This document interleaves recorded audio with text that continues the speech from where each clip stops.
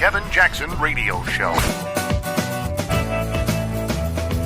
Welcome, everybody. Kevin Jackson here. It is the Kevin Jackson Show. Sensitive subject right now. Irritable bowels, maybe. How do you describe breaking wind? Pooting, as my grandmother would say. As we guys, we crass gentlemen say, farting. How do you discuss that? I mean, I'm not trying to be crass, but I think this is an interesting story because a pilot made an emergency landing because a fight broke out over a passenger who refused to quit, as they say, passing gas.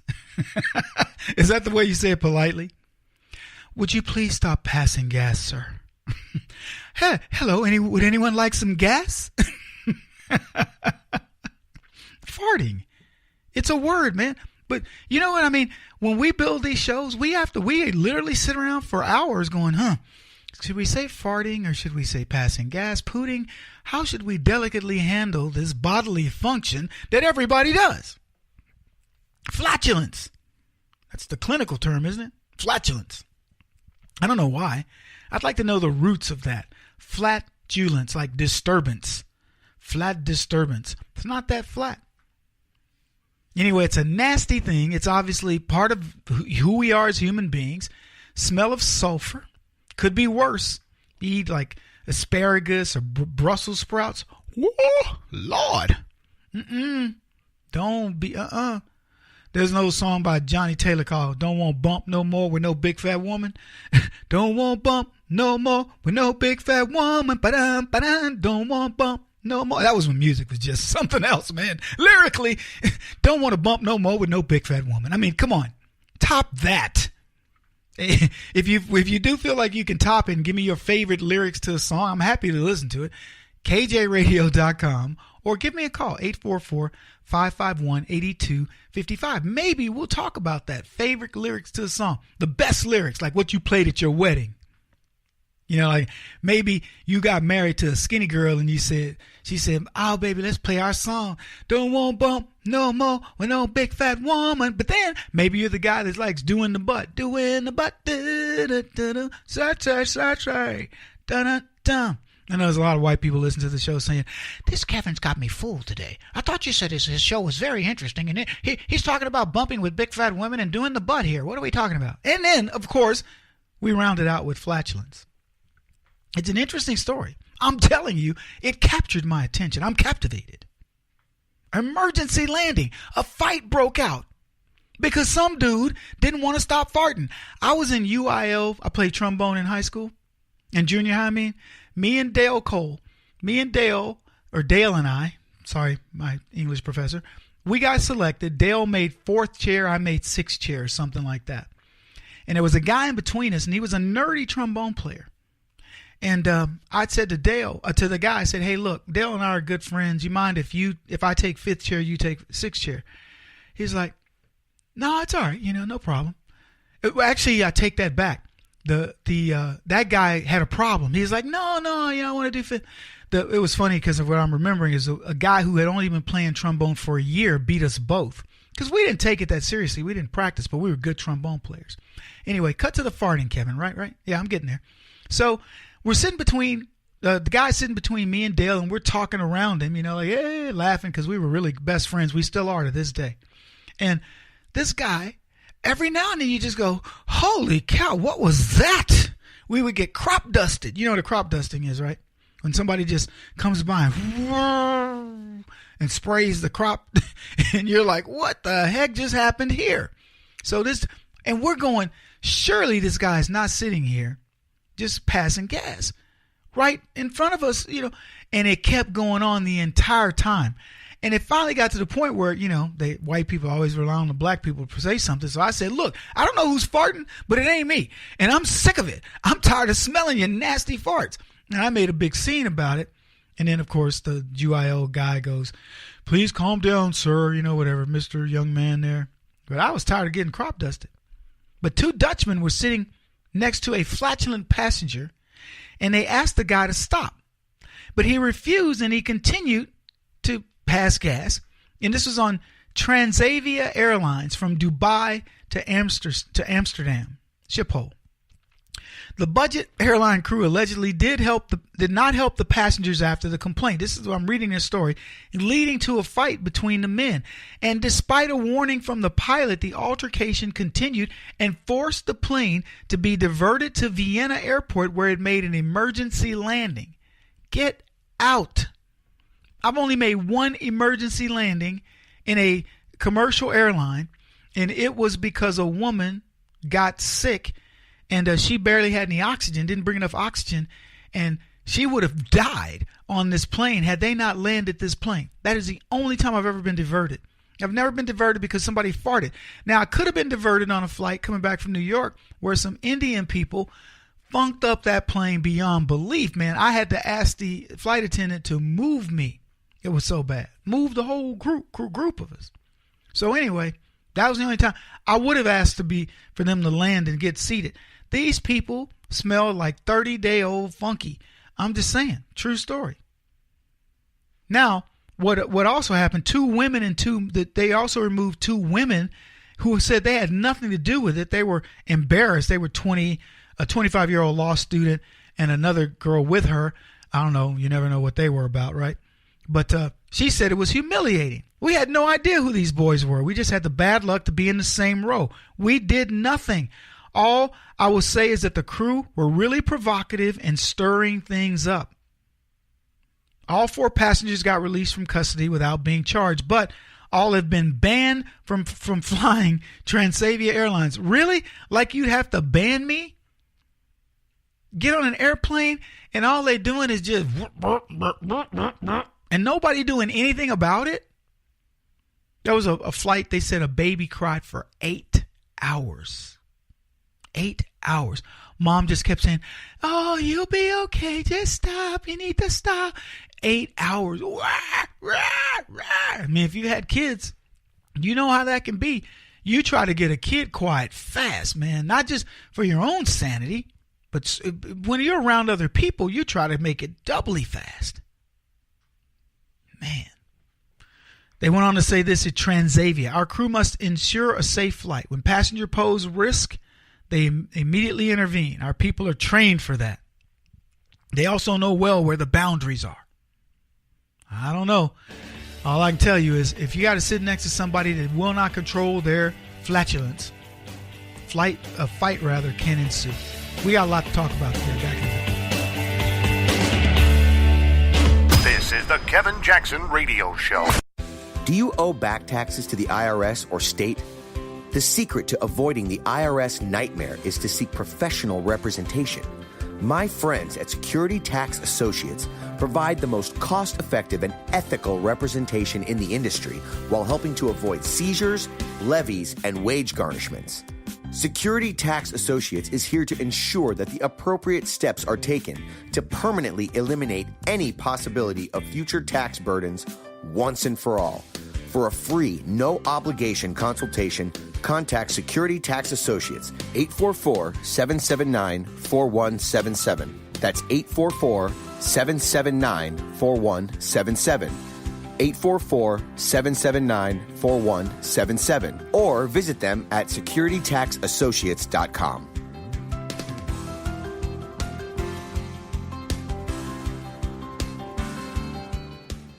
Beth Cook Moranville, author of Closer Than Your Breath, a book of hope. Hope, that wonderful, wonderful 4-letter word that you may feel completely out of. I wrote this book to give you great hope. It's not too late. If fetal position is an all too familiar place for you, I understand. If the next 60 seconds are too long, this book is for you. Wherever you are right now, whether you're dealing with divorce or death or sickness, take hope. You are going to make it through this pain. Don't roll your eyes. I've walked this road and I know it. The best is yet to come. Closer Than Your Breath, a book of hope from author and speaker Beth Cook Moranville, can be found on Amazon.com or Kindle.com. For more information, visit closerthanyourBreath.com or on Facebook at Closer Than Your Breath.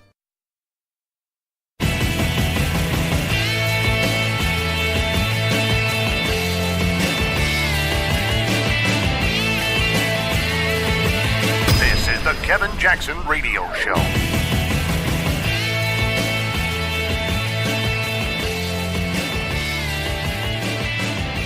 right, everybody, welcome back. Kevin Jackson here. So, we talked earlier, first segment, about this guy that apparently just didn't want to go to the bathroom to figure out what's going on with. He was farting next to two guys, two Dutchmen or something, going home, and he just continued, and they were like, "Hey, listen, could you please stop?" And he's like, "No, I'm not going to stop." And he rips another one or whatever. I don't know how, you give yourself whatever scenario you need to, but they knew it was him. There's a saying, he who smelt it dealt it, okay? In this case, these guys it was not that case of he who smelt it dealt it. That's not the case. So these guys were asking nicely, "Look, can you stop? Will you please stop?" I've told this story a few times. I had a guy who worked for me. His name is Fred. I won't give his last name. Fred, he farted at a nice dinner. I mean, when I was in the rep business, we took people to nice restaurants, 4-star restaurants, usually, occasionally 5-star. And Fred would be sitting at the table. We're all, people. I only went to dinner once where this happened, but my principals, the people that we represented, came back to me one evening, a couple of times in the evening, and said, "Kevin, Fred's a bit uncouth." And I went, "How so?" The guy's an electrical engineer, used to work at E-Systems. And I went, "How so?" He sings opera. He's in the symphony. I mean, what are you talking about? They said, "Man, he just farts anytime." I was like, "No way." And I'm thinking the dude is Joe. It's one of my good buddies. His name is Tom. I go, "Shut up, man. Stop playing." He says, "Kevin, I'm serious, bro. I'm telling you." I was like, "No, man, just quit." He goes, "Dude, I'm being serious." And he finally got me to believe it. I went, "What?"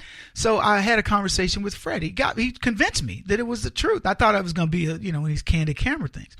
So I go into Fred's office like the day after I finally believed it. And I said, "Fred, what's this I'm hearing about you? Just farting anywhere." He goes, "Well, it's a natural bodily function." And I go, "Well, don't do it." He goes, "It's no different than burping." I go, "Yeah, it is." I mean, not that I like smelling burps. They smell nasty too, but a burp you can kind of, I mean, it's a little more hidden, right? It's more acceptable. Anyway, we were all at dinner one night, including Fred, and God is my witness. He raises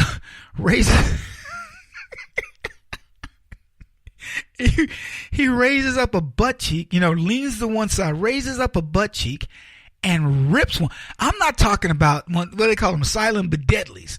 I'm not talking about that. He raised up and ripped one at a nice restaurant. Now, I'm his boss. His sales manager's there. He's there. We've got at least 4 principals there. And he does this. And I went, because I still, in the back of my head, even though the guy told me, that Tom told me that he did this, and I had a conversation with him and he rationalized it, I still couldn't believe that it would happen, certainly after my lecture, that you do not do that in public. And he did it. And I looked at him like, "Are you losing your mind?" And he's like, "What?" I said, "I thought we had this conversation." "Well, and he goes back, he says the same thing. "Well, it's just a natural bodily function." I went, "Yeah, so is peeing. What are you going to do? You going to get up and pee on the table or take a dump? What in the heck could you be thinking?" And I just read him the riot act. And then I told him when we got back the next day to the office, because this was in the evening, got back to the office later, when I saw him, I said, "You do that again, you're fired. Period. If I hear about it." Look, you got a dog. You guys got dogs. A dog, my dog, God bless him, he just, and he will sleep, he'll be asleep over there and right next to you, and if you're lucky, you can hear it, and maybe you can get to the ceiling fan just in time in a nick of time. Hit that button, because if you don't, oh Lord, it's bad. It's bad. And I wasn't even going to talk about this. I wanted to talk about something with Black Panther, but we might as well finish. Look, when that happens, it means your bowels are settling in. You got to go use the bathroom. Go to the bathroom. What's wrong? Are you too lazy to go to the bathroom? The guy that was farting on the plane, are you too lazy to say, "Hey, excuse me, I need to get up Go to the bathroom. Go to the bathroom. It's happened to me before. I've been on many planes where suddenly you're like, oh God, okay, who did it? There's no way to identify. I've been in the seat by myself, and don't be saying, Kevin, if it was probably you while you were sleeping, you dealt yourself the other one. Right? No, I will be listening to my music or working the Sudoku on a puzzle on a magazine or something, and suddenly you get the whiff, and you're like, oh gosh, who thinks that they can sneak that in?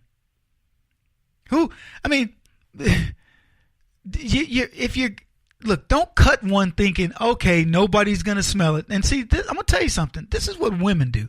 Women will go, well, you'd never know. No, mine don't. Yes, they do. Just for the record, your stink, okay? They stink. Everybody's stink. Some stink worse than others based on your meal. But they stink. Let's just remember the origin, okay? You could burp, and that may be a pass, because if you ate a bunch of sugary stuff or some minty fresh stuff, you may burp and people go, whoa, had breath mints, huh? Or whatever. But you are rarely, if ever, unless you're doing something really strange like putting Tic Tacs in your cavities. I'm talking about your rear cavity. There's no way it comes out smelling good. And even if you did put a Tic Tac there, I'm going to tell you, it isn't going to help. So for those of you who are considering that, going, Kevin, I was thinking about what you said. Forget it. It's still going to smell bad. Oh, man. Too lazy to go to the bathroom. When I heard that story, and again, I didn't plan on doing 2 segments on this, but when I heard the story of the guy who kept passing gas with his seatmates on the plane saying, will you please stop? I said to myself, that's a liberal. That's a leftist. First of all, he was asked nicely. Will you please stop? There are restrooms on the plane. You might want to go to the bathroom and make sure there's not more to come. God forbid you shart. You know what a shart is, right? Yeah, it's when you think you're going to fart, but you actually do something else. That's called a shart. And you do not want to shart. And you don't want to sit next to somebody who's sharted. I guarantee you that. So, I sound like Trump when I say that. I guarantee you that. Yeah. But are you too lazy to go to the bathroom? Seriously. Just go to the bathroom. Do your business. Push out whatever needs to come out. And you'll feel so much better. But no, there are people out there who are determined to make your life miserable as they, I don't know, do you get some morbid, I'm not asking you guys, I'm not looking at you because I'm asking you. I'm just looking in your direction. But is there a morbid fascination with, making people suffer? Crop dusting your row and, the plane? And you're captive in a plane. There's nothing you could do except give a beat down. The only thing I would say is if I ask a guy nicely, will you please stop doing that, and he continues, I'm afraid I might get kicked off the plane. Because it's a horrible thing to have to sit through that. Like I told you guys, I sat through a nasty, funky people many times. And remember when you could smoke on planes? I took a trip to Hawaii with smokers. I was in the back section with smokers. It was horrible.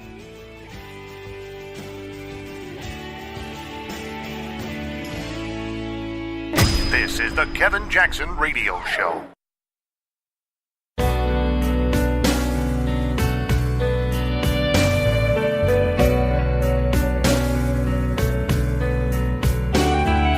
This is the Kevin Jackson Radio Show. What's up, Americanskis? Kevin Jackson here. It is the Kevin Jackson Show. We celebrated a second year of Donald Trump as president. So we're now what am I trying to say here? We got 2 years of President Trump for Trump Day. And the left are losing their minds with this hashtag not my president. And to me, it's funny because here's the thing. Leftists all over America feel the pain of Donald Trump. Not because it's painful. It's because they want to feel it. See, you could change your mind about Donald Trump instantly because it would be, it's not like with Obama. And I know people were like, Kevin, we didn't want him as our president. Look, I got it. Barack Obama was never president of America because he hated America. Donald Trump's theme is America first. Make America great again. How can you be mad about that? Look, be mad about the man. Be mad about the R after his name. But you can't be mad about the results.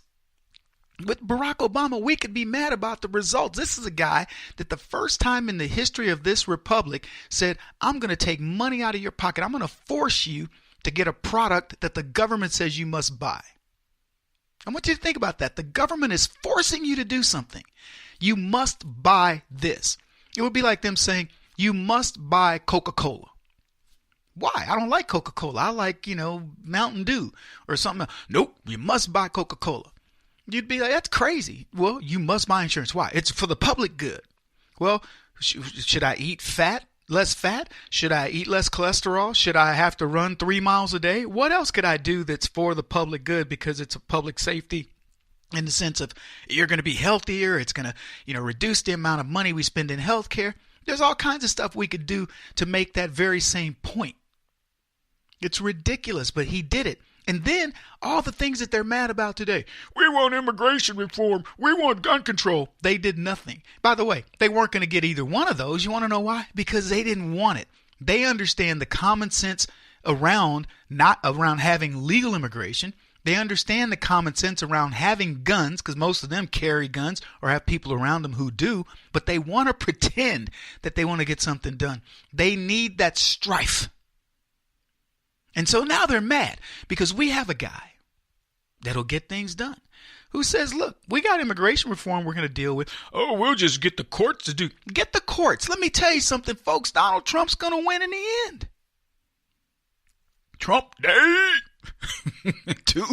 2 years these people have celebrated. But let me tell you, as with all things that the left tries to do with not my president, it backfired. See, Barack Obama you could still say as much as we say we don't want to recognize him as president. You recognize him as president. You hated it, but you recognize him.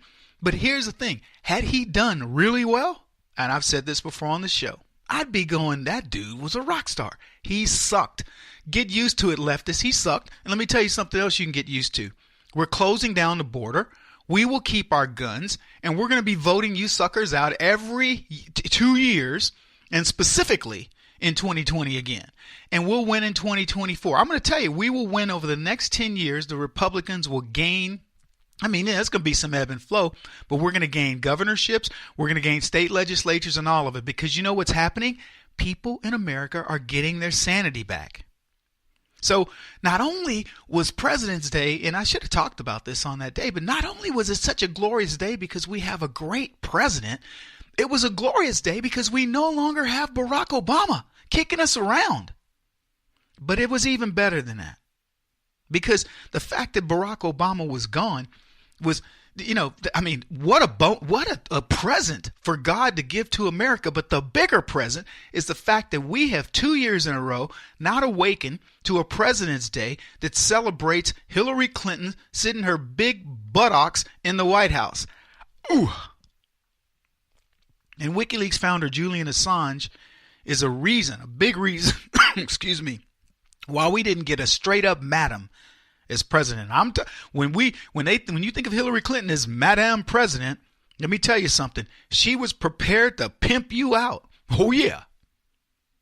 Yeah, she was going to bring everybody to the brothel. You thought you worked hard under Obama? Psst, you were get rid of your time off. There were going to be no lunch breaks and no breaks, and you were going to put in 2 more hours of work under Madam Hillary. Oh yeah. So Julian Assange went after her on Twitter with the "Not My President's Day" meme. It was hysterical. I'm telling you, some of these things, the only thing that has made me smile bigger than the stuff I saw on Not My President Day was that crying graphic of all those leftists who are just insane on November 6th. That is the funniest thing. For a long time, that will be the funniest thing. I posted that picture on my Facebook page and just put, "You're welcome." That's all I put. Oh, my goodness. Amazing tweets. People saying, things like, I mean, all different types of things reminding us she's not my president. We didn't elect this crook, etc. One of them that got me, though, was this nostalgic one, and it was a Folgers. Remember the Folgers? You guys are too young, but you remember the Folgers jingle? The best part of waking up is Folgers in your cup. Somebody did a meme on it that said the best part of waking up, Hillary is Trump is in your president, or what. It was along those lines. You know what I'm saying? It was hysterical. I love that, and here's why I love that one. Because my grandparents drank Folgers, and it took me back to this very comfortable place. And going back to that comfortable place, knowing that Hillary Clinton is not our president, it was like mama's milk, man. It was the best part of waking up is Trump is in the White House. Oh, man. If you guys are older, you'd get it. I mean, I know my audience gets it. I'm talking about these producers, these millennials, man. Yeah, get some. I don't know. Because every time I learn something new from some old person, I think the same thing. All right. So what else did we get? The one of the funniest ones was it was a Mexican themed one with Hillary in a sombrero, and it said "Nacho president," Nacho president, and I love that one, right?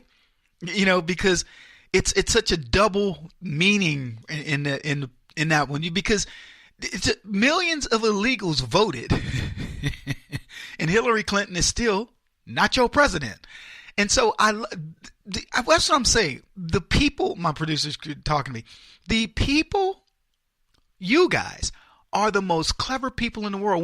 When something, they wanted this to backfire, not my president, on Donald Trump, and you responded.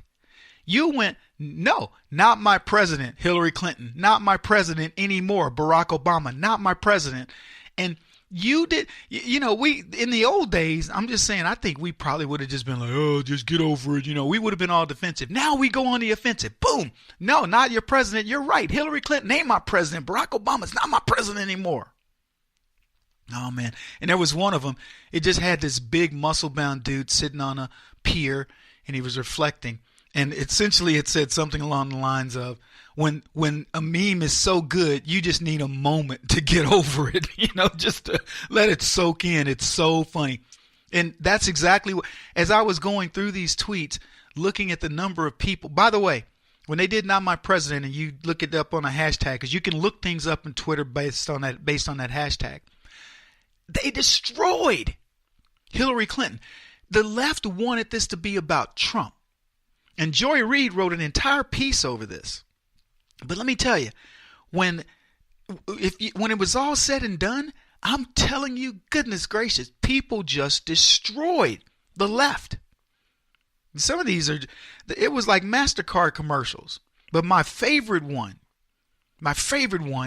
was a tweet, and it had Hillary, and it said, blocked from being president. It was a Twitter thing. If you've ever been blocked on Twitter, you get this screen. And it says, this page has been blocked. And so somebody took that, they put, some with Hillary Clinton's, it looked just like a Twitter block screen, but it said Hillary Clinton blocked from being president with a blank screen. Hysterical. And the reason it was hysterical to me is because Twitter hates the fact that Jack, the guy that owns Twitter, he hates the fact that he helped Donald Trump become president. He hates the fact that his social media platform is being so effectively used by Donald Trump that it essentially negates the fake news media. He hates it. And so for somebody to take that meme, I'm just saying, if I was giving out awards, that one would get it. It absolutely would get it. Trump Day.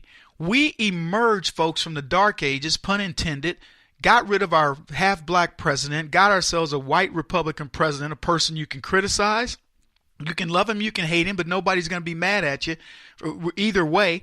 And that's what we need in this country. Anyway, happy President's Day twice, Donald Trump. 6 more to go. And you know what? I'm glad that I cannot wait for next year's, because we're going to have more Democrats that are supporting Donald Trump. Kevin Jackson on the Black Sphere Radio Network. Do you owe back taxes to the IRS or state? The secret to avoiding the IRS nightmare is to seek professional representation.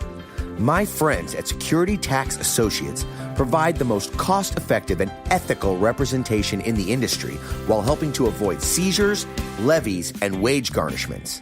Security Tax Associates is here to ensure that the appropriate steps are taken to permanently eliminate any possibility of future tax burdens once and for all. For a free, no-obligation consultation, contact Security Tax Associates, 844-779-4177. That's 844-779-4177. 844-779-4177. Or visit them at securitytaxassociates.com.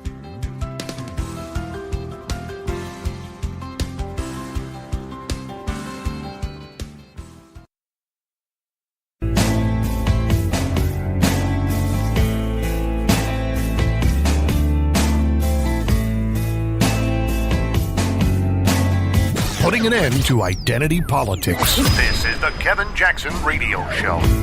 Welcome back, everybody. Kevin Jackson here. It's the Kevin Jackson Show. KJRadio.com is how you can get a hold of us. 844-551-8255.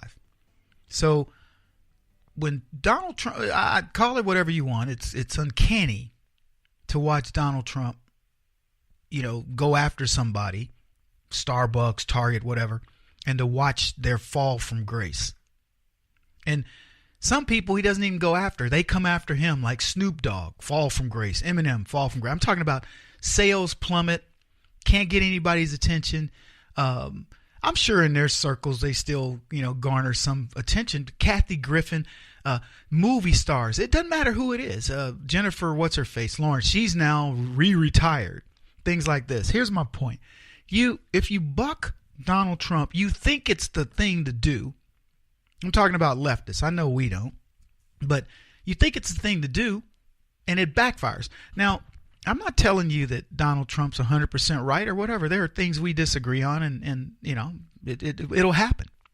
It happens in your marriages. It happens with your best friends. It happens in your job with coworkers. It happens with your kids. It happens. But the guy is doing a pretty good job. And I'm, quite frankly, I'm interested to see the time. There are times you want to speed things up, but you got to let it take its course. But I bet you there are many of us out there, many of you guys listening, who say, I wish I could just fast forward and see how the left is going to perceive Donald Trump in a year, another year, 2 years. Well, I'm going to do that for you. You're going to watch so many people eat crow. You're going to watch so many people crash and burn. If Barack Obama had gone after people, let's say he was mad at good example. He was mad at Donald Trump, right? Barack Obama couldn't stand him, said he was crass, really talk smack about a guy. For a sitting president to talk about a person I'm not going to judge Donald Trump based on character, but I'm saying he's one of our solid citizens if you measure him based on what's he brought to the community. He employs a lot of people, increases the tax base, builds beautiful buildings. As a president of the United States, what would you be mad about with Donald Trump as a citizen? He's not hurting anybody, but Barack Obama demonized Donald Trump. He couldn't be president, knowing very well that this guy was just overwhelmingly capable of being president. He couldn't even allow himself to say that. So he went after Trump. And as we've learned, not just verbally, not just I don't like the man, he shouldn't be president, or I'm going to support my party, my ticket, things like that. He sicked the FBI on him, the NSA, the FISA courts, etc. It was worse than just I don't like the guy. Barack Obama did illegal stuff. Let's just put it, that's just the truth. And the sooner you start saying that, and telling people, look, I don't give a crap about Barack Obama as a president. He sucked as a president. He was terrible. But you know what was worse? He used the government to try to go after a private citizen because he had a vendetta. He didn't want to see Donald Trump become president because we would learn everything that Barack Obama did. End of story. So here's Barack Obama. You couldn't have a bigger vengeance against somebody outside of, sicking a drone on some ISIS guy from time to time, which I guarantee you probably crossed the mind of many Democrats, like, why don't you go ahead and drone him, Barack? So Trump's Barack Obama sets his sights on Trump. I'm going to destroy him. And what does he do? He makes him president. You see what I'm talking about? Even when Donald Trump, when karma is supposedly going to get him, right? Because they took the apparatus of the government. I want you to think about what would happen to you if somebody stacked the FISA courts against you, created a fake story, got the media to be complicit, and was against you, and actually had somebody that was your competitor who they were trying to help, and then they fake this story, get the FBI to do it, and start questioning all your friends and neighbors. How long would you last? I hate to tell you this. You're going to find out who your friends are real quick when the FBI shows up to interrogate him and start, mentioning things about you. He's connected to the Russians. He's connected to this. We're suspecting things. You're going to lose your job. You're going to lose your friends. You're going to lose your marriage. Your kids are going to even go, I don't know. It's bad news. They did all of that against Donald Trump. They tried to intimidate his friends, his associates, you name it. Why do you think Michael Flynn was in a position he was? Michael Flynn didn't do anything wrong. 3-star general. If there's anybody that knows how to play it by the book, it is a general of that caliber. Yet he found himself in a pickle.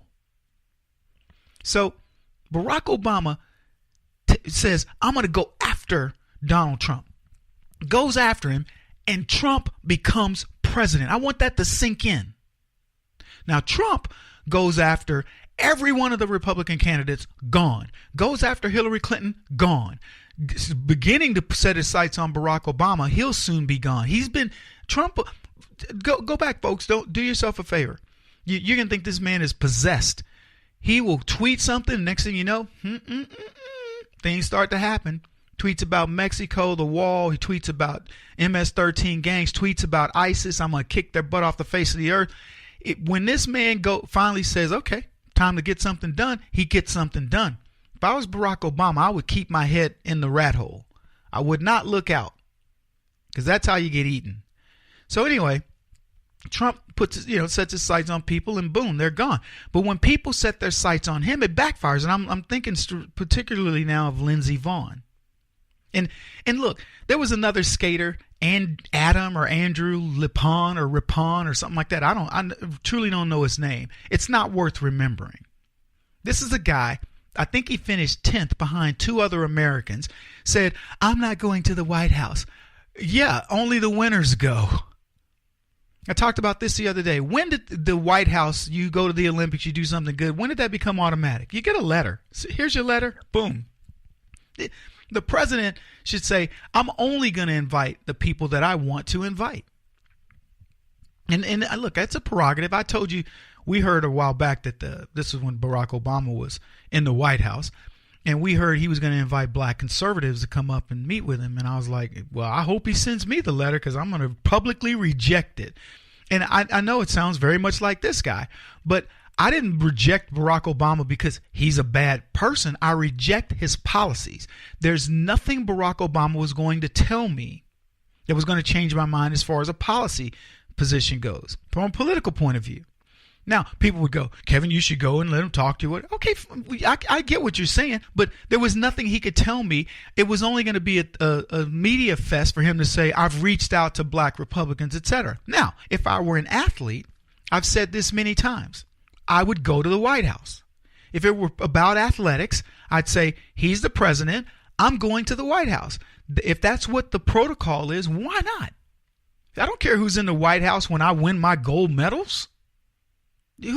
Happy to get up there, shake his hand, congratulations on winning your medal. That's pomp and circumstance no matter who's in the White House. But if I were a military person or in a position I'm in right now, I'm not going to Barack Obama's White House. There's nothing that clown could tell me. Yeah, Kevin, Obamacare. What do you want to tell me about Obamacare or your feckless foreign policy or the cabinet that you pick that is full of progressives, the judges that you're selecting, and on and on and on. Look at the judges that Barack Obama selected and what they currently are doing to the administration that wants to protect America. Are you kidding? There's nothing this man can tell me. All he wants to do is when he was talking about doing this, and I don't know if it was true or not, I heard a rumor, people were calling me on it, but all he would want to do is try to make political hay, and out of us, we would become the fodder. Because guess what? If he could do what he did to Donald Trump, what do you think he's going to do to us? What do you think we would have been going to the White House? It would have been a total setup. I'm not falling for you. Kevin, you've won a trip to Hawaii scheme. Yeah, never to be seen again. No. But Lindsey Vonn said, she wasn't going to go to the White House, or she wasn't representing Donald Trump. This was on December the 7th. She said she wouldn't go to the White House to celebrate the Olympics. She didn't represent Trump. She says she's representing the people of the United States. No, you're not, Lindsey. You're only representing the stupid half of the people of the United States. And here's what she says. I hope to represent the people of the United States, not the president. I take the Olympics very seriously and what they mean and what they represent, what walking under the flag means in our opening ceremony. I want to represent our country well. I don't think there are a lot of people currently in our government that do that. That's what she said on CNN. Well, guess what, Lindsey? Having lost one of your gold medal opportunities, I don't know if I don't follow, to be honest with you, I don't follow the Winter Olympics that closely, and I don't know whether she's winning or losing, but I know she's lost something, and I say it's karma. I think God is punishing these people for being mean-spirited. Touche. He won't stop until he's the top-rated radio talk show host in America. What kind of weird competitive freak are you? This is the Kevin Jackson Radio Show.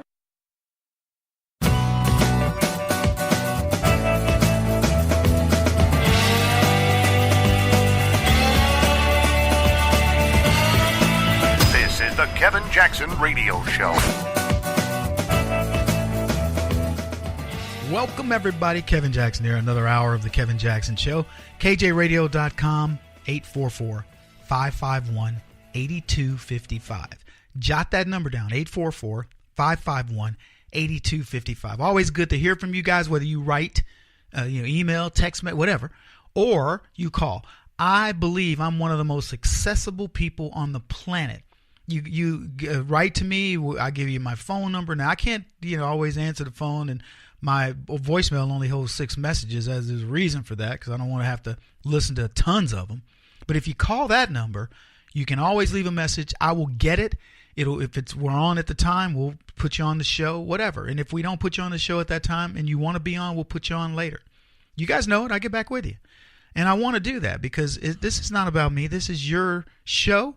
This is what I do represents you. I don't do it for me. If I were doing stuff for me, it would not be this. And I don't mean any disrespect for the people that do it, but I got better things to do. And, God put me on this mission. I'm going to do it until he redirects me into another, something else. But let me tell you, this is not what I would choose. I would be on a beach and there'd be some little midget bringing me drinks and asking me you remember the end of Trading Places? What was the guy that called Mr. Coleman, what would you like for dinner, the steak or the lobster? And he goes, why not have both? That would be me on Cane Bay in the Bahamas and, sipping on cocktails and waiting on the next little, boogie party later on in the evening. That would be me.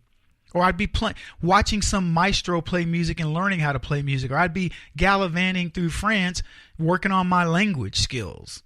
Or I'd be trekking in the Himalayan mountains. Or I'd be somewhere in China, practicing martial arts with the masters and stuff like that. That's what I'd be doing. But I'm here doing this. Why? Because we have a crazy world out there. And I don't know about you guys, I don't want to leave this world to my kids the way it is right now. It's ridiculous. Bizarro world. A good example. A teacher gets arrested in Colorado. She's facing child abuse charges. And you want to know what she did? She forced a student to stand for the Pledge of Allegiance. Karen Smith, 21-year veteran of teaching. And she'd been, over the years, that's not a long time for some of us that are longer in the tooth. You can go back 20, 30, 40 years. And you remember every child stood for the Pledge of Allegiance and put their hand over their heart. That's what you did. Yeah, but we've watched a denigration of moral values among our youth. And what she did to reinforce esprit de corps, I guess was what we used to say in military school. But this feeling of America first and respecting the flag and love of the country has landed her behind bars. Physical education teacher at Angevine Middle School in Lafayette, Colorado. She's accused of grabbing a student by the jacket, forcing him to stand during the recitation of the Pledge of Allegiance, then forcibly removing him from the classroom afterwards. Now, this all sounds really bad, right? Forcibly. This is a middle school. What do you think this miscreant's going to be 4 years from now, 8 years from now? He's going to be an Antifa terrorist. The Boulder Valley School District issued a statement saying they were cooperating with authorities. A teacher wants to say respect the flag and cooperating with authorities. Look, if they said we're going to have a moment to appreciate Muslims, I guarantee you that school would say and do nothing. That school, not only would the teachers not say anything, the principal wouldn't, the superintendent, the school system would allow it. It would be good to go. But you say, stand for the flag, honor the people who allow us to do this and that. Oh, no, you're forcing people to do something. The level of ridiculousness that I see in stories, because, this is what we do. This is what we do every day. We go out and look, I'm not out there going, find all the anti-American stories. Find stories where, schools hate America and focus on those. These stories will come across your feed. You don't have to do anything. I don't want to make it sound like my producers don't do much or my researchers don't do much, but I'm telling you, you don't have to look very hard to find these stories. These are the stories that, and so let me just say this. When you get a story like this where the teacher's actually trying to do something, that I think is good, I think that's a good thing. It's a good thing. Respect your country. Respect the people that allow you to be there. Oh, Kevin, you're one of those. One of those what? What am I? Why is it so bad for that? You wouldn't want people bossing your kids around. I didn't. When I stood for the Pledge of Allegiance, I didn't feel bossed around. I felt like, you know what? It's the least I could do for the people who died to protect me and give me this opportunity. It's just a matter of perspective. But they don't care. The new generation of people, they don't care. But let me tell you something, folks. I refuse to let you get discouraged. There's so much negative out there. Oh, you're gonna lose the 2018 election. Donald Trump's a piece of crap. Gun control and all these other things. Let me tell you something. Do not get discouraged. You're gonna win. You're going to win. Everything that has led up to the very moment that Donald Trump got elected, I have to tell you, was ordained by God. As much as you went through in those 8 painful years, that Obama administration, the most painful of our lifetime. If you're 100 years old, you haven't experienced more pain than you did under Barack Obama. I don't care, 8 to 80, blind, cripple, or crazy, as we said, meaning everybody. You have experienced the worst 8 years of your life, unless you're part of the elites. Unless you are leftist progressive and you're one of the elites, then you can say, nope, I got over. But other than that, if you are Main Street, you got crushed. It doesn't matter whether you were LGBT woman, gay, what all, because let me tell you something. In the end, when America loses, the world loses. The shining city on the hill for the Muslim community is Dubai. I wouldn't live there. The overwhelming majority of Americans that I know, I'm talking about the intelligentsia. Let any Hollywood person tell you, I would relocate, I'm talking especially women, I would relocate from America and go live in Dubai for the rest of my life. Find one. It's over there. They have the money. Why don't they go? Doesn't matter how great they have it over there. It is nothing compared to the freedom they have in America, even if they weren't movie stars. Because in Dubai, they don't care about their movie star status. Those Muslim men have a culture that says, I don't have to care about you. So anyway, look, this teacher, she gets railroaded. That's the way that it is, unfortunately. And we've got to change this stuff. We'll be back. This is the Kevin Jackson Radio Show. Do you owe back taxes to the IRS or state? The secret to avoiding the IRS nightmare is to seek professional representation. My friends at Security Tax Associates provide the most cost-effective and ethical representation in the industry while helping to avoid seizures, levies, and wage garnishments. Security Tax Associates is here to ensure that the appropriate steps are taken to permanently eliminate any possibility of future tax burdens once and for all. For a free, no-obligation consultation, contact Security Tax Associates, 844-779-4177. That's 844-779-4177. 844-779-4177. Or visit them at securitytaxassociates.com.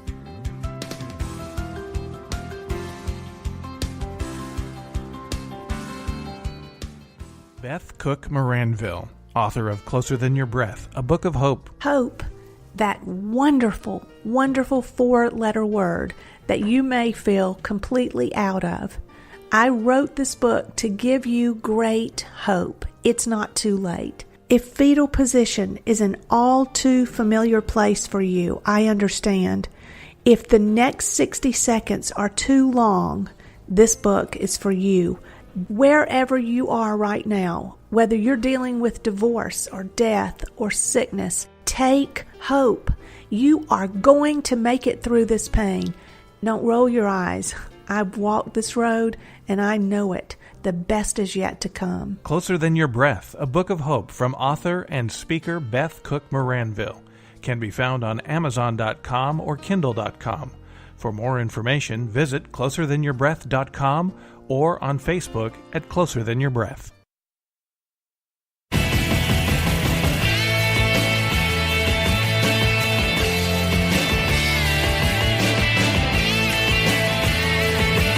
This is the Kevin Jackson Radio Show.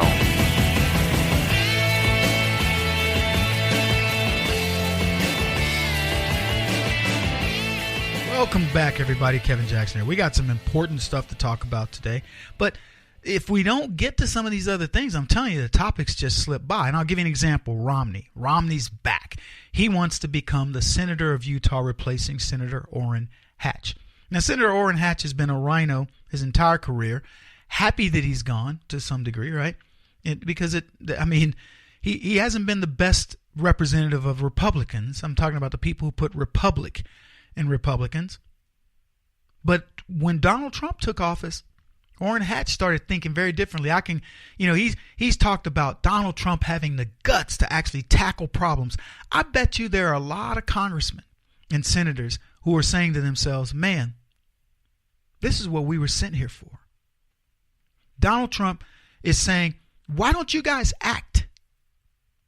See, they've become so used to not acting, to just saying, well, I don't know what the public thinks. I want to keep my seat. I want to be safe. And Donald Trump's going, look, I'm term limited. I'm going to get stuff done. I have a legacy that I can build over an 8-year period.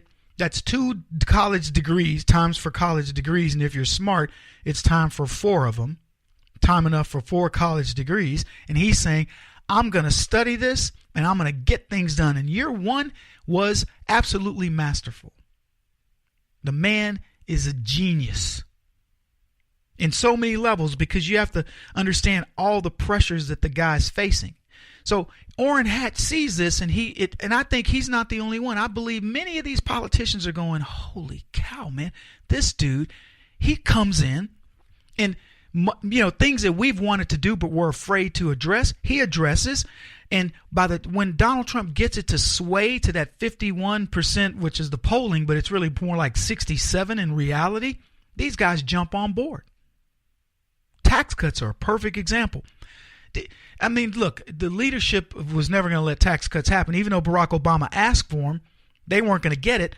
But there were too few Republicans afraid to press Obama on tax cuts.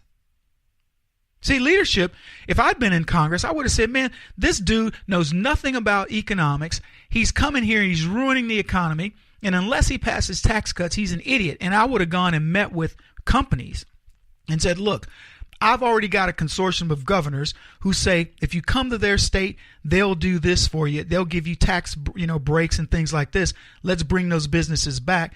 And I understand that we can't do anything about the Fed right now, but we can do stuff here. I would have been orchestrating behind Obama's back to force his hand. Now, it would have been a lot tougher. It was much easier for Donald Trump to say, okay, Carrier, if you Raytheon, you move Carrier, you're going to lose big contracts. Okay, we leave Carrier alone. It was one thing for Trump to be able to say to Ford, hey, look, I'm going to arbitrarily raise tariffs, and you're going to be hit if you continue manufacturing offshore. Okay, we're not going to do it, President Trump. Hey, guys, if I can get these tax rates down for you by executive order or otherwise, is that going to help you? Yeah, we'll come back. And what happens? That leadership made it happen, and it's easier for the president, for Congress to have fought the president, Senate or otherwise, fought Barack Obama. Would have been tough, but it could have been done. Now these guys, though, they're showing, we got a leader. We got a guy who will build a wall. He's given enough reasons to do it. He's getting rid of bad banditos. He's making sure that we look good on what's going on here. That the Republican side, the conservative point of view, is getting enough media coverage that we're not at the mercy of the media any longer. We're not at the mercy of the Alinsky tactics of the left. But I hate that now that Orrin Hatch has made this transition, Romney comes in, and he and President Trump are playing footsies right now. President Trump said, hey, good luck in your run, Romney. Now, other people are mad. They're going, well, what's Romney? Why is he going from Massachusetts to Utah? Why is he going to be a senator when he's really a carpetbagger? For me, it's a demotion. I think when you're a governor, why would you want to step down and become a senator? Governors have budget control and life and death in their hands. Why would you want to be one of 100? Oh, I know it's prestigious versus one of 435 House, but it's still one of 100. There aren't that many governors, and they have a lot more power. But Romney's willing to take that step down. Now the question is why? How's he going to legislate? Now, here's what I think is cool about this. Donald Trump says, congratulations, Governor Romney. Hope you make it. Good luck to you. Throws out an olive branch. They've supposedly had 2 or 3 conversations. And here's what I will tell you about Donald Trump. They had a hard-fought, when he was going through the primary, he had a hard-fought battle against all the other Republican opponents. Romney came out and said the dude was reckless. He was crazy. We never should have elected him, blah, blah, blah, or shouldn't elect him. And, had some cold words. I remember that speech. I watched it. And I thought Romney delivered it well. And he made some good points based on what we thought we knew about President Trump at the time. But now that Romney's got a year under his belt with President Trump, I would hope that he goes, you know what? This guy knows what he's doing. Now, President Trump, to his credit, says, hey, let bygones be bygones. And I think that's so cool. He's got Rick Perry on his staff. He's got Ben Carson on his staff. Others who didn't like him at the time, who he may have even said some bad things about, and during the run-up, and then he says, you know what, we were fighting, man, so all's forgiven on my end. Here's a cabinet position. I think you're actually pretty good at this spot. Now go prove it. Continue your career. If you work under the Trump administration and you're good, there's no reason why you can't win. And here's what's interesting to me. Romney immediately comes out. He says, I want to be the next senator from Utah, and he goes against the grain on gun control. 2 or 3 issues that are out there right now floating around. He goes against the grain, apologizing to the media, whatever. Very anti-Trumpian.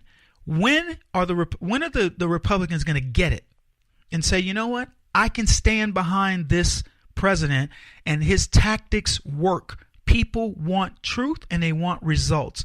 I'm seeing more and more Republicans who they're talking about. Kevin, they're going to be leaving. They're leaving office. And I think to myself, good. That's the cleansing that Donald Trump talked about. That is the draining of the swamp that Donald Trump talked about. And my hope is that whether it's Romney coming in as a senator from Utah, if he makes it, because I don't know that he's going to make it necessarily, but if he does, or these new congressmen who will be coming into the House, replacing Trey Gowdy and the like. President Trump said, hey, good luck in your run, Romney. Now, other people are mad. They're going, well, what's Romney? Why is he going from Massachusetts to Utah? Why is he going to be a senator when he's really a carpetbagger? For me, it's a demotion. I think when you're a governor, why Why would you want to step down and become a senator? Governors have budget control and life and death in their hands. Why would you want to be one of 100?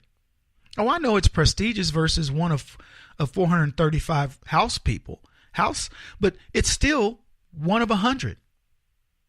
There aren't that many governors, and they have a lot more power. My hope is each of these guys understands that when you are steadfast, true, and loyal to the American public, you can be successful.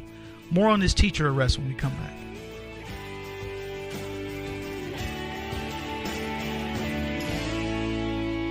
This is the Kevin Jackson Radio Show.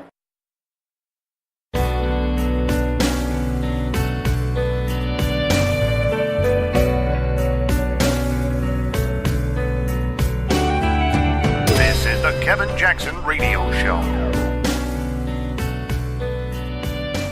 No rules that make a kid have to stand for the Pledge of Allegiance. There's no rules to make kids do anything these days. You can do what you want.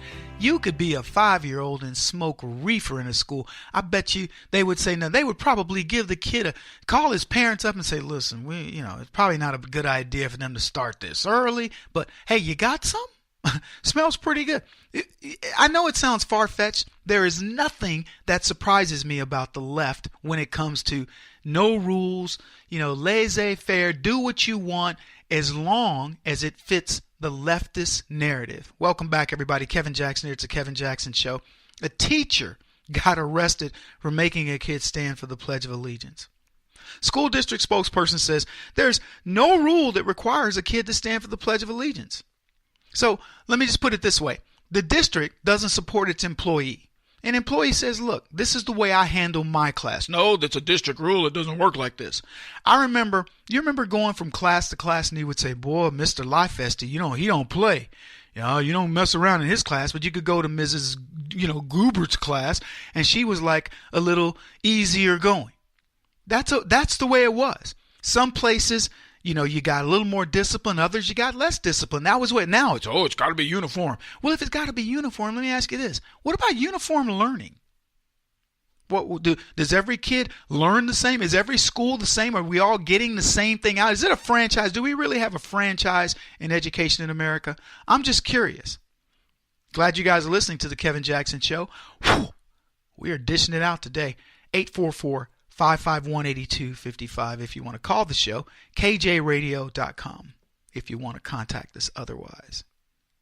If leftists had their way, folks, they would drop Old Glory. That's America's flag for you leftists listening to the program and don't know what I'm referencing. You would drop it. You would say, why does America even bother to have a flag? I don't understand. Why do we even have a national anthem? It seems so crazy, so stupid. And why do they do it before all the big sporting events? And why is it that it's played on, when you sit in the Olympics, they play it up there? I don't understand. Can't they just give them their trophies or give them their medals? Yeah, why do we? Why do we have a national anthem that gets played when the Olympics occurs? Why do we have a national anthem that gets played before we do a sporting event? And for the record, every other country does it. Why do we have it? Why is it that we have a flag? I want the leftists to answer this question. Why do we have a flag? Does the flag denote anything? Is it just to say, oh, that's the United States and that's their flag? Was there any thought process that does it go into anybody's flags? Because they're all different. Some of them are boring. Japan's got a big, just a thing in the middle, a big rising sun, the big red dot. Korea's got the red dot with some symbols around it. On the corner and so on and so forth. No, China's got the red one too, right? I don't know. Here's my point. There's some symbolism behind all of it. And every country has one. If you want to disrespect America's, why is it that every country has a flag and that flag is respected? And in some cases, if you disrespect that flag, they will kill you. Now, I never hear anybody talking about this. Can you imagine in North Korea, if you disrespected the North Korean flag, if you did not, stand for the anthem, if somebody saw you not standing for the anthem in North Korea, now, oh, Kevin, there you go. You're trying to make America North Korea. No, I'm just giving you some food for thought. What if? Do you think Kim Jong-un cares? Do you think China cares? Do you think Cuba cares? The Castro brothers and and all these other countries. Do you believe that British people care about their flag? I'm not talking about the invaders. I'm talking about the indigenous people. Do you think they care about their flag? Do you think they care about what it means? Do you think they care about the British national anthem? The Canadian national anthem, eh? You think they care? The Canucks? You think they take any pride in their country? Why is it that when we ask Americans to respect the national anthem and to respect the flag, we got to hear, what's all this about? God forbid we talk about American spirit or America first. Thanks to people like Colin Kaepernick, folks, the decline of patriotism is evident. It is palpable. You can see it. The country faced fierce division when Kaepernick took a knee. There should have been no division in the country when a dude takes a knee during the national anthem. I mean, am I just being unreasonable here?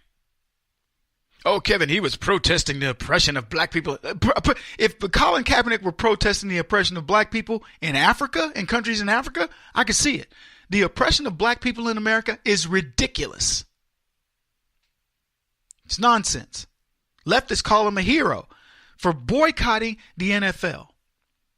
He's a hero because he takes a knee in boycott of the job that he's paid. What does that have to do with his job? Look, I'm not trying to litigate Colin Kaepernick. He's been found guilty, and so is the NFL, and he's paying the penalty right now. Trying to make sense of nonsense is what the left does. Oh, I see the symbolism of him taking a knee. I understand it. What do you understand? You bonehead leftists that are out there, man, talking about open borders and gun control. You are gun control nuts. You are gun control freaks. And I'm going to tell you something. If I had my way, I'm just going to put it out there. I would like to see every one of you get the crap beat out of you every time you talk about nonsense like this. I'd love for you to have to live with illegals. And I would love to just watch how they take over your property at the end. I would love to have you have a gun-free society that you want and the consequences of it. And the only reason why there's a part of me that backs away from those statements is I never wish anything bad on anybody. But see, you think it's good. These leftists think it's good. We should let the illegals in. It's Kevin, what's the worst that could happen? I don't know. Maybe you get killed, get your head cut off, your daughter gets, sold into sex slavery. I don't know. I'm just putting some stuff out there. What's the worst that could happen when you let the country degrade into anarchy by pretending that black people are getting oppressed? Look, I'm a black man. If I see that if the oppression of police or oppression that people want to claim is out there, I would be the first one. Just ask yourself, you know me, audience. What do you think I would do if I saw that oppression? I don't care about, is it a Republican, is it a Democrat, whatever. If I see oppression by police, I'm doing a movie about police, bleedingbluemovie.com. Go check it out. And if they were oppressing blacks to the way that they were, do you think I'm stupid enough to do a movie to support them? It's ridiculous. But we got to deal with these clowns. These leftists. Abraham Lincoln wrote, if ever I feel the soul within me elevate and expand to those dimensions not entirely unworthy of its almighty architect, it is when I contemplate the cause of my country. Martin Luther King sang the national anthem before his I Have a Dream speech, then quoted the Declaration of Independence within it. This American creed gave people a sense of purpose, a high ideal to live up to. It bonded us together, whatever your identity. You could be American, Jewish, Irish, African, whatever. Whatever your story was, you came together because of America and because of those powerful words written. We didn't dissect who wrote them and what was the motivation. But now, this is what we talk about. Over the years, America's civic religion was nurtured the way all religions are nurtured, by sharing moments of reverence. It didn't matter whether you were Jewish, you were a Christian, even a Muslim, or whatever your religious thing. Whatever it was, America took the best of it and brought it together. The American Muslim is the best Muslim in the world, I promise you. Not the ones let in by Barack Obama. The ones who were here, like Dr. Judy Zasser. Those people came here with the idea of just living their religion, living their lives in a peaceful way. It does happen, believe it or not. So what happened? Obama happened. Obama's attack on America. 8 years. America allowed an enemy to hold the highest seat. Obama played into this anti-American narrative, gleefully apologizing for America's greatness. The left said this guy had sermon-like eloquence, but his actions as president spoke louder than any of his words. Obama institutionalizes hate. Academia teaches hate and despair. School system that carries to this day burdens of the Obama-era policies. And here's what the New York Times pointed out. Since Barack Obama pressured educators to adopt a new code of conduct, making it harder to suspend or expel students of color, even kids who punch out their teachers aren't automatically kicked out of school anymore. Previously, if you hit a teacher, you're gone, said Peter Kisanoff, a black conservative on the U.S. Commission of Civil Rights, but it's not the case anymore, thanks to race-based discipline quota sweeping the nation's schools. So put it in perspective. A student could assault a teacher, it's okay. But if a teacher wants a little bit of respect, stand for the flag, that teacher can go to jail. I talked about this earlier in the broadcast. Every day started with a prayer and the Pledge of Allegiance when I was a kid. Maybe we should go back to that. What do you think? Maybe we'd have fewer school shootings. Kevin Jackson on the Black Sphere Radio Network. Do you owe back taxes to the IRS or state? The secret to avoiding the IRS nightmare is to seek professional representation. My friends at Security Tax Associates provide the most cost-effective and ethical representation in the industry while helping to avoid seizures, levies, and wage garnishments. Security Tax Associates is here to ensure that the appropriate steps are taken to permanently eliminate any possibility of future tax burdens once and for all. For a free, no-obligation consultation, contact Security Tax Associates, 844-779-4177. That's 844-779-4177. 844-779-4177, or visit them at securitytaxassociates.com.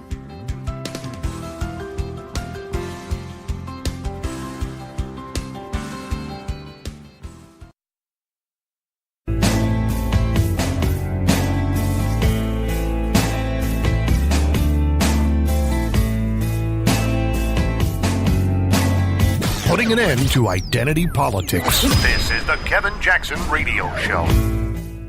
Welcome back, everybody. Kevin Jackson here. Michael Flynn could not be in a better position if he'd orchestrated this. Glad you guys are here. KJRadio.com. It is the Kevin Jackson Show. 844-551-8255. Oh, my goodness. Got to tell you, Mike Flynn got the raw deal but good. And I don't know all the shenanigans around it, but it appears that a lot of people are now in trouble for what happened to Flynn. I read this. The guy said, like many other big stories, Susan Rice, security clearances, Conyers, will take media a long time to confirm. But you know how Peter Strzok's system didn't back up? You know why? McCabe altered his 302 of the Flynn interview and deleted all history of revisions. So there was a person that wrote that saying that we got all these big stories out there. Susan Rice manipulating the FISA court, security clearances of Conyers had to do with the sexual harassment or whatever. And this person that's writing this is saying all these things are going to take time to confirm. But Peter Strzok's system didn't back up. And now they know why it happened. We're now peeling back the layers of the FBI to understand how these things are being manipulated. Excuse me. And more importantly, why they're being manipulated. As I told you, it's one thing to commit the crime. It's another to cover it up. The cover up is so much tougher. You guys, believe me, you know this. Every single human being listening to this program knows what I'm talking about because you've done something. You either sneaked out of the house when you were a teenager, and you had to get, I don't know how many people, but you had to get 3 friends. Even it got so desperate at times, you were probably like, I have to get Danny's mother to say that I stayed the night with Danny because I know my grandmother's going to call. You've done something where you know that if you had just fessed up, life would have been a lot easier. You wouldn't have lost hair. You probably took a year off your life or 6 months off your life with some nonsense. You sneaking out. I'm going to go to the party. I'm going to go with my boyfriend. I'm going to go with my girlfriend. And I'm not going to tell so-and-so or whatever. And the cover-up became massive.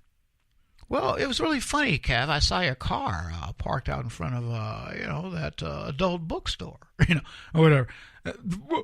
Yeah, it broke down over there, and well, you were seen coming out with a bunch of videos and books.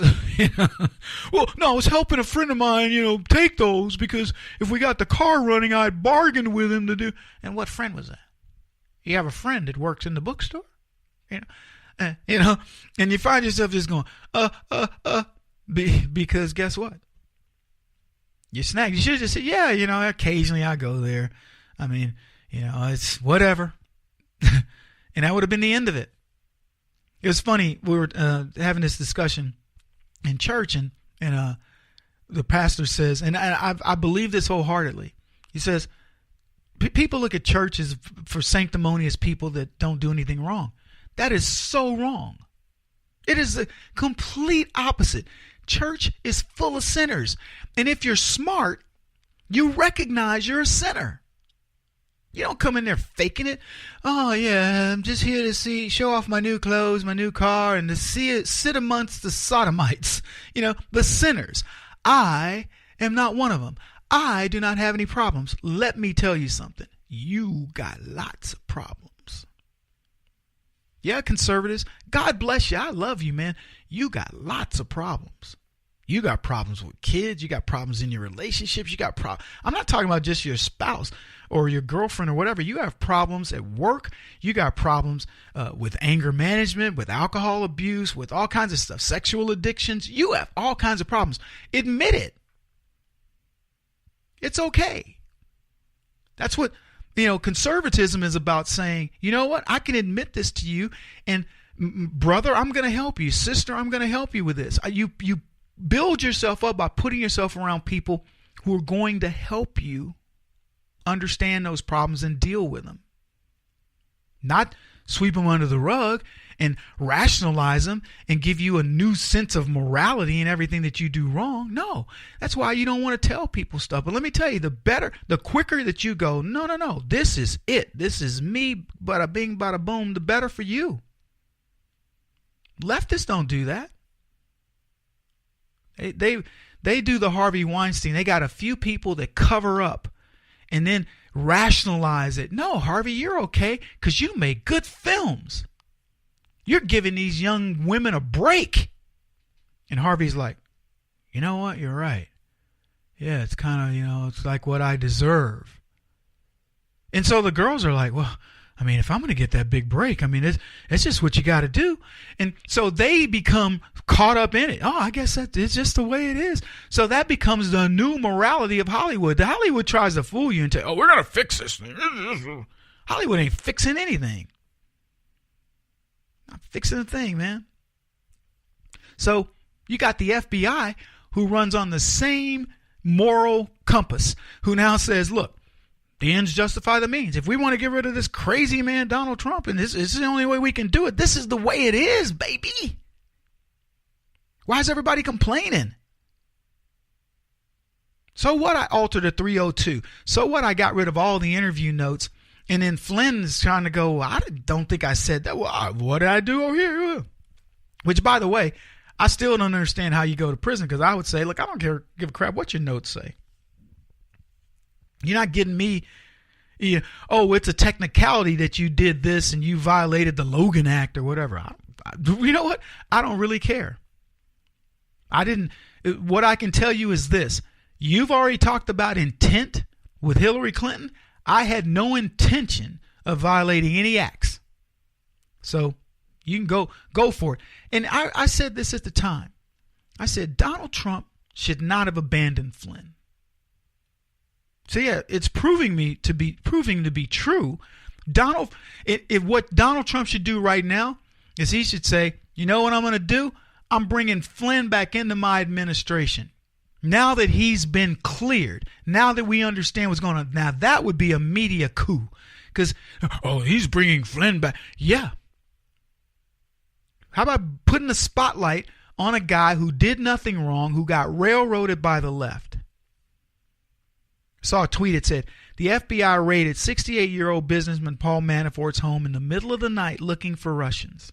FBI received info that Nicholas Cruz said he was going to be a professional school shooter. Then a second credible tip that Cruz was armed and dangerous, but there was no raid for Cruz. They dismissed it entirely, but they go, because the narrative was we got to get Trump at all costs, they go drum up something on Manafort, who, by the way, has closer ties to Hillary Clinton and the Podestas than he ever did with Trump. But that is the new norm. That is the new, barometer of the FBI's, what am I trying to say here? That's the modus operandi. They don't care. They don't care about truth and justice. The Bureau has no interest in that anymore. They care about their narratives. So now Flynn has even more evidence that I'm just saying, if I'm Michael Flynn, I'm feasting right now. I'm going, man, bring it. We posted two things about Flynn the other day where Mueller has said, you know what? Special order we're not going to go, he's not going to plead guilty anymore. Oh, and by the way, we're going to throw this out. And I told you guys, I said, there's something afoot. It's too easy. This is the guy that was their entire Russian narrative hung on Flynn, and we got him. And then it was Manafort. We got him. I'm going to tell you something. I predict Manafort gets freed. I know Flynn's going to. It is going to be a month. The FBI will have zero on Donald Trump. I mean, they already have zero, but I'm saying they'll have zero on anybody associated with Donald Trump. Zero. And you're already watching it play out. They've indicted 13 Russians. What a ruse. It's sick. If you really think about it, it's a sick thing to do, because Manafort knows he's not going to he's got indictments. No Russian's going to be arrested in this. Not a single one. No connection whatsoever of Trump or anybody else with this 13 Russians that are being. What's he going to do next? Arrest Snoopy and Scooby-Doo? I mean, this is ridiculous. And they don't have the guts to tell you there's nothing there, because they need it to go on. And the bigger thing is this, and I talked about it before. They can't arrest anybody on the other side, because once they do that, the dominoes fall. But it's coming. You listening to me, Carl? Carl says, Kevin, they're not going to arrest anybody. Yes, they will. And when they arrest one, you watch it. It's going to be boom, boom, boom, boom, boom, boom, boom. And you're going to go, what just happened? Kevin was right. That just happened, Carl. He won't stop until he's the top-rated radio talk show host in America. What kind of weird competitive freak are you? This is the Kevin Jackson Radio Show.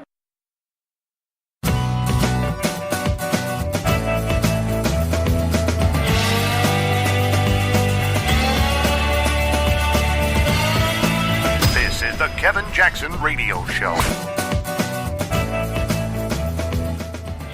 Welcome, everybody. Kevin Jackson here. Did you go see Black Panther? They got the numbers are in now on Black Panther. I told you white folks last week, or when was it? Over the weekend? I know we talked about it, but I'll tell you this. Take a friend.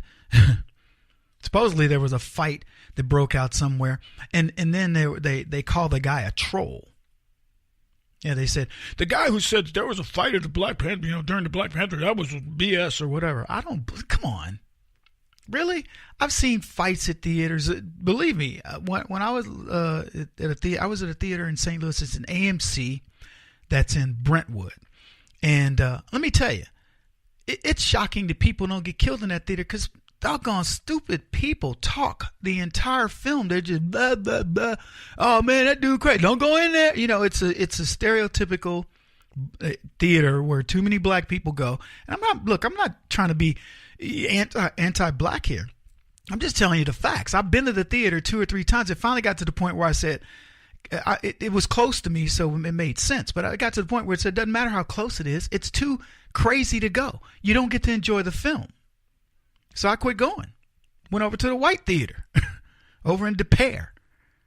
So that's what happens. And the idea that, oh, no, there couldn't have possibly been any fights at black. Please. And I don't care. I'm just saying, people get crazy. White folks get crazy at their little monster truck rallies. People fight. That's what. But let's not dismiss it. Let's not pretend that it doesn't exist. No, the black people that watch Black Panther were all, civilized. Yeah, and everyone that goes to a rap concert is civilized, right? Look, we live in an uncivilized society. Get over it, people. Anyway, here's what I read about the story, because it did really well. Black Panther did. First of all, before we get into how well it did, get this. Black Panther was criticized for its lack of LGBT characters. I know. It's a Marvel comic film that's made about a black dude. And I don't know. I didn't even read it, but I'm presuming Black Panther was a black guy. He became a black superhero in a black village or town or whatever, and he protects black people. I don't have a problem with it. In fact, good story. I was a kid growing up, I would have been energized by that. In as much as I'm energized by Superman, the idea that there was a guy who could fly at the speed of light, reverse time, the Man of Steel couldn't be hurt except for kryptonite. I mean, it was a cool concept. I like the Green Hornet. I've never met anybody green except those leftists who are green with envy, but I love the Green Hornet. And Wonder Woman. Oh, don't even get me started on that one, boy. So, but it didn't matter. Iron Man, he had his issue. Everybody came over something. Rockman in the Fantastic Four.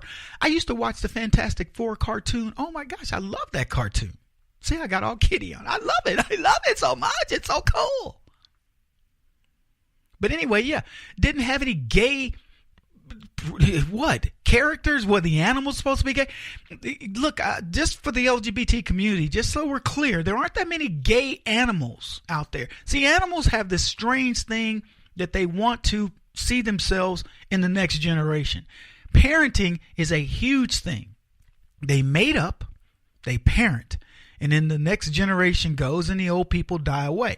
And there just aren't that many issues there's not an LGBT representative for the animals, okay? Let's just get over ourselves on that, okay, LGBTQ? The animals are not questioning. They're not lesbian. They're not gay. They're not transsexual. They're not bisexual. They are just procreators. Kind of the way God probably meant it for human beings, but we overthink it. So yeah, it's catching flack for that. I think that's so ridiculous. But anyway, here's what I read about the Black Panther movie. No one will be applauding louder after showings of Black Panther than theater owners. Faced with slumping ticket sales, theater owners believe the Marvel Studios release, directed by an African American and featuring a mostly black cast, could attract a wide spectrum of U.S. moviegoers. Kudos to Disney, John Fithiam, CEO of the National Association of Theaters, said of Marvel's parent. They lay down a $200 million bet that a minority cast can appeal to a majority of Americans. NATO, which just reported that theater admissions fell 6% last year, has long contended that diversity outside the movie theaters must be recognized inside the theaters. So diversity is going to save the movie industry.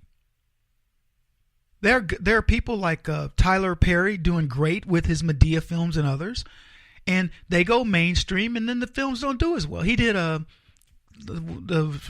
one that Morgan Freeman was doing, like Along Came the Spider, where he plays Dr. Cross or something.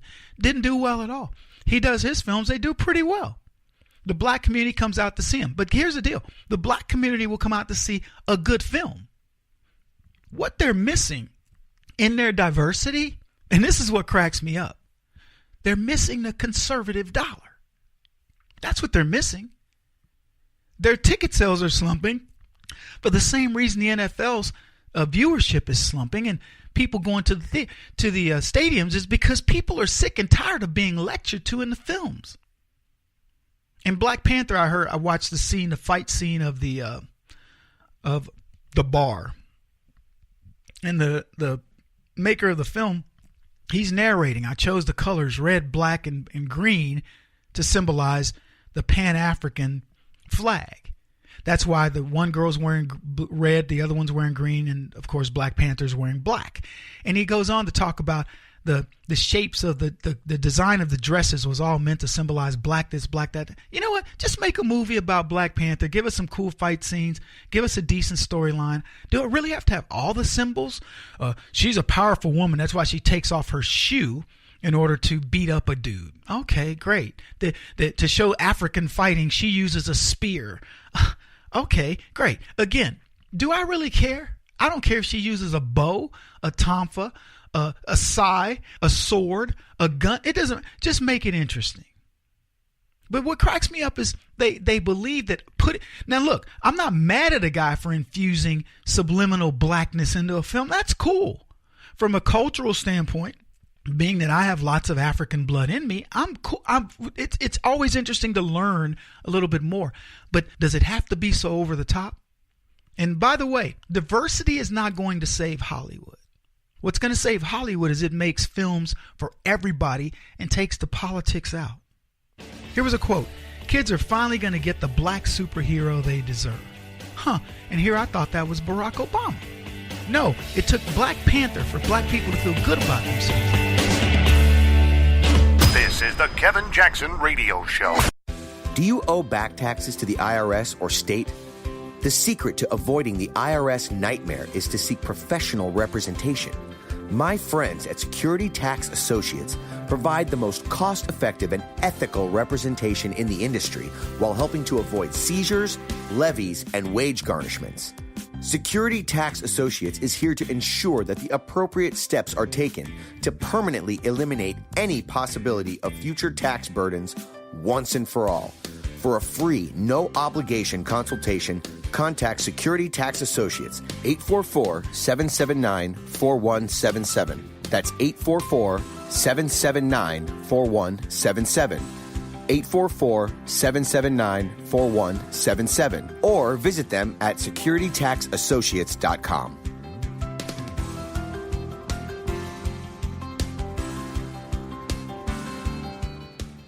Beth Cook Moranville, author of Closer Than Your Breath, a book of hope. Hope, that wonderful, wonderful 4-letter word that you may feel completely out of. I wrote this book to give you great hope. It's not too late. If fetal position is an all too familiar place for you, I understand. If the next 60 seconds are too long, this book is for you. Wherever you are right now, whether you're dealing with divorce or death or sickness, take hope. You are going to make it through this pain. Don't roll your eyes. I've walked this road and I know it. The best is yet to come. Closer Than Your Breath, a book of hope from author and speaker Beth Cook Moranville, can be found on Amazon.com or Kindle.com. For more information, visit closerthanyourBreath.com or on Facebook at Closer Than Your Breath.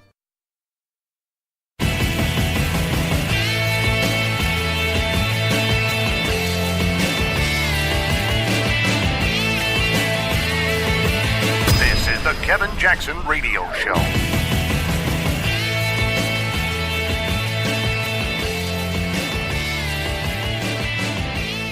Did you see the Oprah thing that she did on 60 Minutes? I didn't see it. Welcome, everybody. Kevin Jackson here. It's the Kevin Jackson Show. KJRadio.com. If you want to call the show, 844-551-8255. So Oprah apparently was on 60 Minutes, and she did a panel, and it was apparently disingenuous. I did not watch it. I've got some different observations from it. But anyway, the president tweeted this after. Just watched a very insecure Oprah Winfrey, who at one point I knew very well, interview a panel of people on 60 Minutes. The questions were biased and slanted, the facts incorrect. Hope Oprah runs so she can be exposed and defeated just like all of the others. And we've talked about Oprah and everybody going, Oprah, run for president. I'm going to tell you something. And everybody's saying, oh, Kevin, remember what John Oliver said about Trump? Please run. Oh, please run. Please run. Oh, run, please. And all the other comedians. Let me tell you something. I hope Oprah runs. I hope Oprah runs. I hope Michelle Obama runs. I hope Barack Obama tries to run again. I hope Hillary Clinton, Bill Clinton. I hope all those stooges on the left run, because what you're going to watch is Donald Trump take every one of them. He's going to wipe their butts, the floor with their butts, and he's going to send them along their way. Expose these frauds. They are all frauds. Oprah Winfrey is the biggest fraud in Hollywood. She sold a story, a BS story, promiscuous girl who made herself out as I was raped and I was done. Let me tell you something. Oprah put herself in everything that happened to Oprah Winfrey was because she put herself in the situations to make it happen. Don't give me this. I can already feel people out there going, Kevin, people shouldn't deserve to be treated this. No, nobody deserves to be, raped or abused in any way. What I'm telling you is Oprah Winfrey is lying.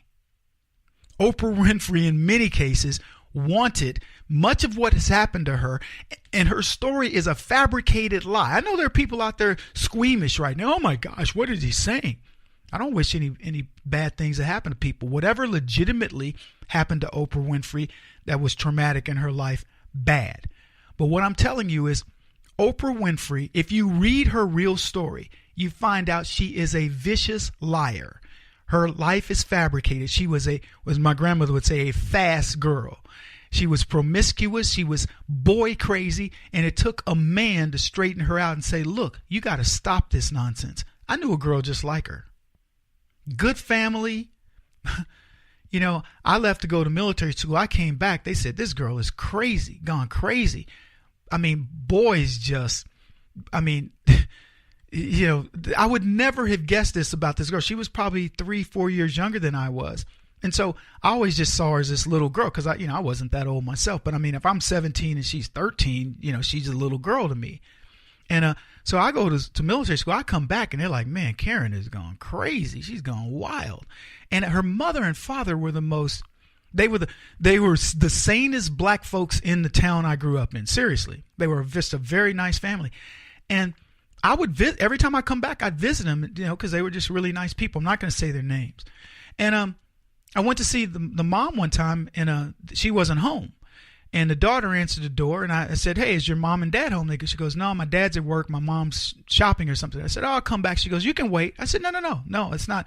You're home by yourself. It doesn't look good." So I left, and Verona called. Well, I didn't give her last name, but she called my grandmother and said, "Hey, I heard Kevin drop by the house." And my grandmother said, "Yeah, but he left because your daughter was home by herself and he wouldn't go in." And she says, "Oh, it would have been okay," and all that. And I was like, "Oh, I ain't going in." So I saw her later on and said, "Yeah, I just dropped by to say hello to you and your husband," and because they were good people to me. And my grandmother said, "Kevin, she's hoping you'll date." I'm like, "Date her?" I was 17, or I think I was 17. I'm like, why would I date her daughter? And she's like, "Well, she's kind of got a little reputation." I'm like, "Then not. Why would I date her daughter?" And it was sad because the family was a good family. It drove her dad nuts. He was like a stalker when she was out with boys, and rightfully so. Because as I learned more about, I was gone. I'd be gone for most of the year. I'd come back for the summer or stuff like that, and then I went to college right after that. But it was just bad to watch this young girl go through this metamorphosis that unfortunately she shouldn't have gone through. And it reminds me of Oprah's story, where I think and I'm just trying to go from memory here because it's been a lot of years, but I think they ended up sending her to another state, to live with an aunt to get her away from the environment that she was in. But let me tell you, it isn't like it was the boys who were chasing her around and having all kinds of fun times with her. Wherever she went, that was going to happen. And Oprah got lucky, and she moves with I believe an uncle. It was a male family member who straightened her out. And that's what happened. But anyway, that's not even what I want to talk about. So she does this thing on 60 Minutes. And it made me think of, why would she do that? Oprah left mainstream TV to go start the OWN, Oprah Winfrey Network, OWN. So she did it. And I believe the network lost a lot of money because Oprah lost like $100 million year one. And I mean, she's got a lot of money, but even if you're just barely a billionaire, you can't lose $100 million and not take notice. Now, has she gotten it fixed? I don't know. I'm not following her financials. But what I will tell you, it reminds me of Glenn Beck, where things were going well, and suddenly they get derailed. And you're going, what just happened here? And because Glenn had a media empire, now he's about to get bought by Ben Shapiro's group, he's backed by some billionaire. Now, I think Oprah Winfrey's going to last longer because leftists support their people longer, but her network's demise is as sure as spring showers. And let me tell you why I say that. Why is Oprah going to 60 Minutes? Because that network, CBS, the venerable, CBS has been which by the way, isn't doing that great themselves. She needs that. That's she's having to piggyback now on CBS in order to get her own network to keep it going. That's what I think. I'm putting on my management consulting hat saying, why would you own a network and then you go do something like that on another network? Why wouldn't you do that on your own network? Pardon the pun. But because I don't understand it. You would be branding and wanting to do something there. You would want to say, hey, we have a 60 Minutes equivalent, and I'm going to be asking the tough questions, or, in Donald Trump's comment, the biased and slanted questions of an audience, so you can come see what we're doing. If you're going to build a network, you got to go for it. So what she's effectively doing now is partnering with CBS to see how that works. Now, I'm sure this has to do with Gayle. I think Gayle, her best friend's on CBS. She wouldn't have that job if it weren't for Oprah. But whatever reason is she's doing it, I say it's because she needs it strategically.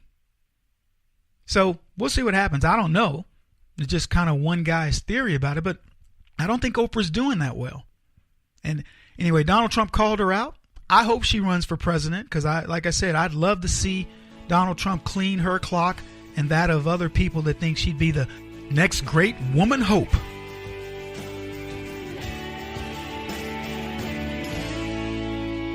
This is the Kevin Jackson Radio Show.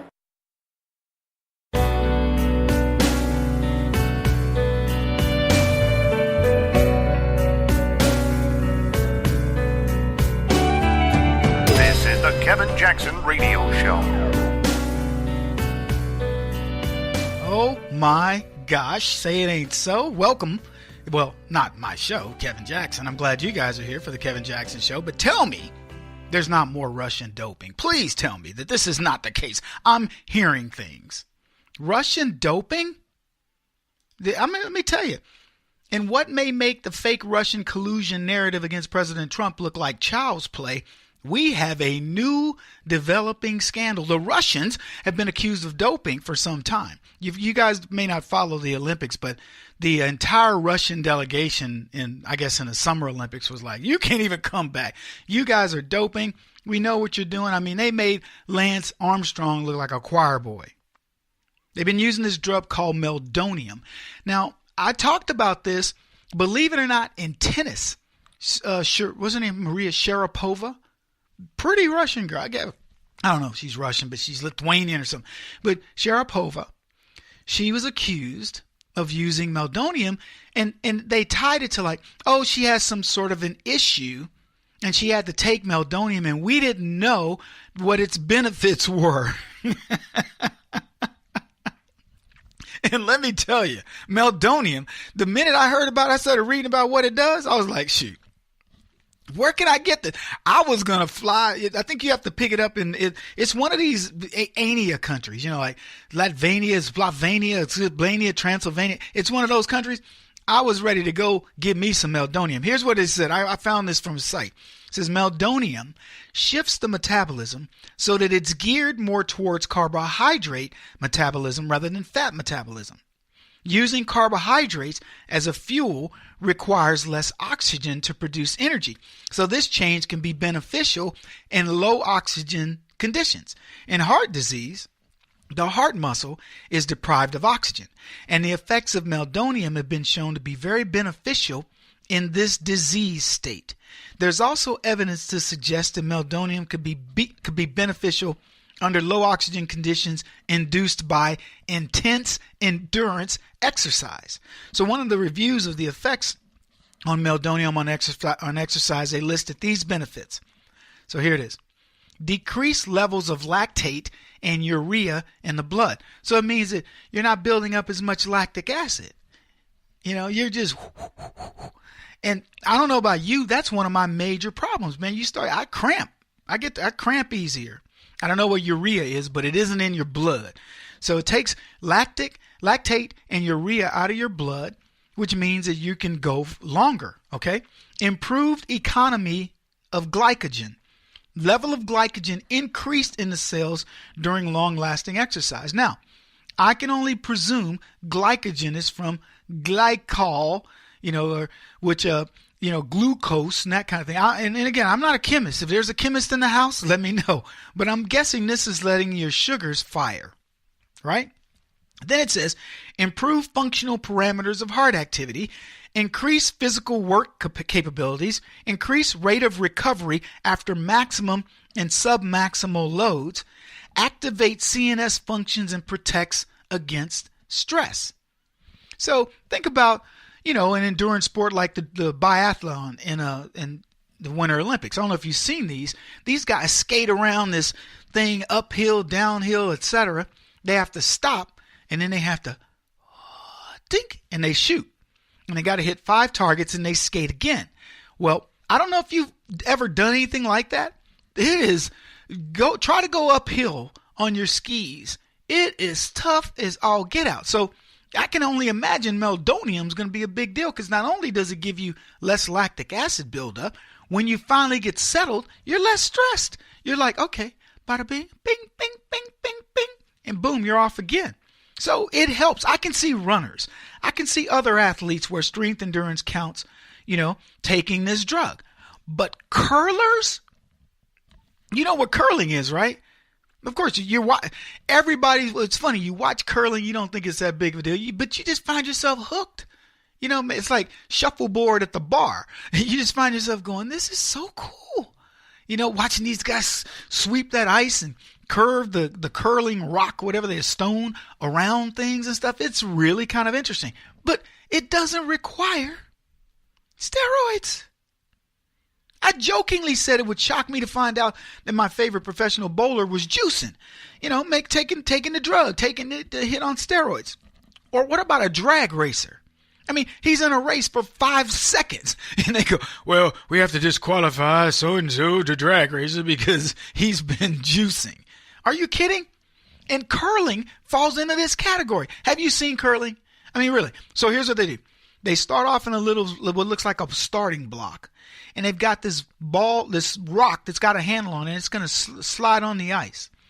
And then they slowly go towards the line, and they have to release the curler before the line, before they get to a line, and then the ice does all the work. I mean, it takes I'm going to guess and say 5 to 10 pounds of pressure. Even when you're trying to knock somebody's rock stone out of the circle, it's a pretty easy job, is all I'm trying to tell you. So you don't have to juice doing curling. Maybe a little flexibility because you get down there kind of low. So anyway, I don't know that I'm buying this. That a Russian took drugs in order to curl. So here was what they said about this. This was an article. It says the Russians are participating in Pyeongchang Games as Olympic athletes from Russia. The International Olympic Committee suspended the Russian Olympic Committee last year in connection with a massive doping scheme at the 2014 Sochi Games, but allowed 168 athletes to compete in neutral uniforms and without the national flag. Kroshelnitsky is the guy who's been accused of doping for curling, and he's going to potentially lose his by the way, he was a bronze medalist. This is a skill game that doesn't require a lot of muscle power, but they're saying this dude was doping. And somebody was saying that they think they're going to take his medals away. And then, but here's what they're going to say. Curling players don't need meldonium. We don't need to be faster, higher, stronger. This isn't what we do.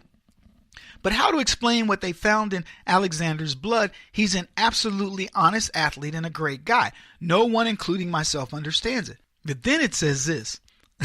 Solzhenitsyn believes the U.S. Security Services had somehow put something in the Kroshelnitsky's water or tampered with his drug test sample. He didn't speculate on how it could happen.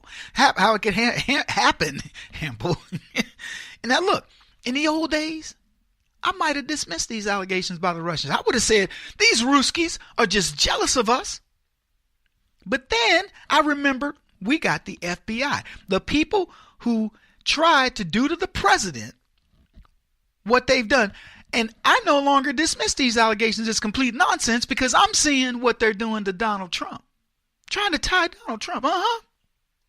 Yeah. So I'm a little bit concerned now. Why wouldn't the FBI collude with Hillary Clinton to make the Russians look like dope fiends? And you know what comes next? They would then associate President Trump with said dope fiend Russians and then try to impeach him by saying he's selling meldonium, is that what it's called? Meldonium to the Russians or something. You know they're going to try to do something sneaky. There is no reason for that Russian to dope in a sport that has all the excitement of watching a sloth climb a tree. Look, don't misunderstand me. I'm into it. And maybe you are too. I'm watching it. I'm intrigued with the strategy. Okay. But as a sport goes, come on. Doping? Seriously. If Hillary Clinton and Mueller were going to try to do something sneaky, why would they do this? Why would they choose something so obvious? Now you're saying, Kevin, are you accusing him of it? Yes, I am. I'm officially accusing the Hillary Clinton campaign, Barack Obama, of trying. Let me put it this way. If Donald Trump is even watching, if he watched, what's this guy's name, Solzhenitsyn? If he watched this Russian curl, you know they're going to try to associate him with it. They will tell. Then they'll say Donald Trump doped his stuff at a park. He met with him, or they'll say Sessions did it at a meeting that Sessions doesn't even remember. Right? It may sound crazy, folks, but I'm telling you, this is the kind of stuff. This is where rumors start, and then you find out later, ooh, that was so true. Doping in curling. And this couple, which brings up a whole other issue, by the way. Why are there men's, women, and co-ed curling? I don't get it. The women can do just as good as curling as the men. So why separate them? And then why put them back together to have a duel? This is not like tennis where a dude can serve 10 miles an hour faster than a woman or whatever. This is a sport where a woman's finesse works just as good as a man. She can push that rock as good as any dude. I don't understand this. I do want to understand, why is this? Why are we for example, now I could do it in the skiing. Maybe men can ski a little faster, things like that. But there are certain sports in the Olympics. I'm going, why mix it up? Why do the women and the men in the ice skating, why do they have to be separate? Oh, because the men can do four, what do they call it? 4 turns? Whatever. Kevin Jackson on the Black Sphere Radio Network. Do you owe back taxes to the IRS or state? The secret to avoiding the IRS nightmare is to seek professional representation.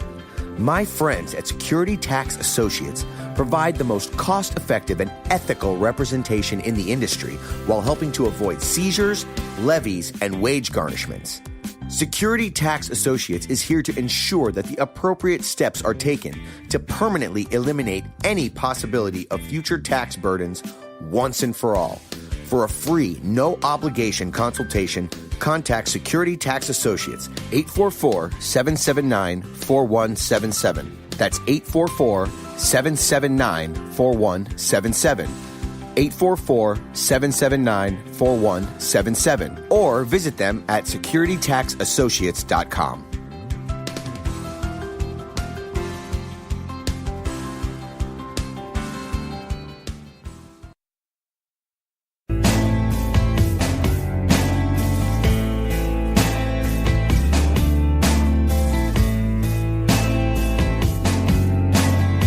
putting an end to identity politics. This is the Kevin Jackson Radio Show. Well, again, I don't know what meetings Mr. Porter was in, which ones he No, but you know what he did. He presented information to the president on a regular basis that was often classified. He was very high up there. But Chris, to compare it to the FBI doing what they did, taking a campaign document, dressing it all up as legitimate intelligence and presenting it to a FISA court, a secret court to get a secret You don't know warrant that that's what happened?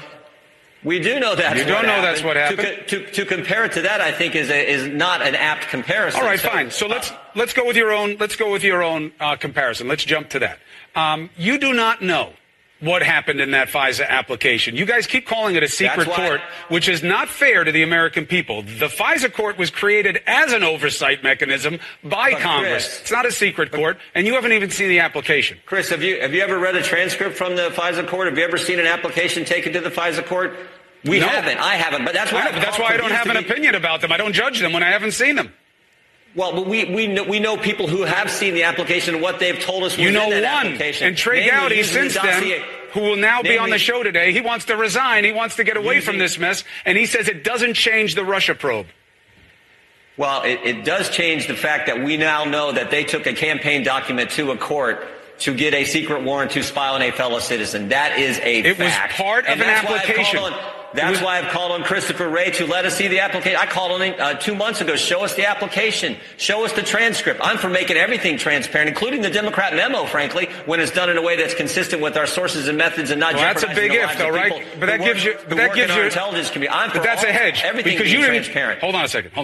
Welcome back, everybody. How's that for an interview? Chris Cuomo interviewing, finger quotes, Jim Jordan. Won't let him get a word in edgewise. Defending the FBI's behavior. That's essentially what CNN is doing. They're saying, all these things that you're seeing, all these things you're talking about, you don't know that this didn't happen and all that. This is the FBI. They did their job. The FBI is crooked. Let's just be clear. They're crooked. And that's okay. I mean, it's not okay in the long run, but I'm saying it's okay to say it. It would be like, somebody is running a race and you go, it looked like he had a bit of a limp. And he goes, yeah, I had a rock in my shoe. Oh, well, don't say that. Yeah, he had a limp or he pulled a muscle or whatever. He lost because of this reason. It's okay. The FBI has lost credibility. Don't sweat it. They can get it back. They just have to become good people. People recover from these things all the time.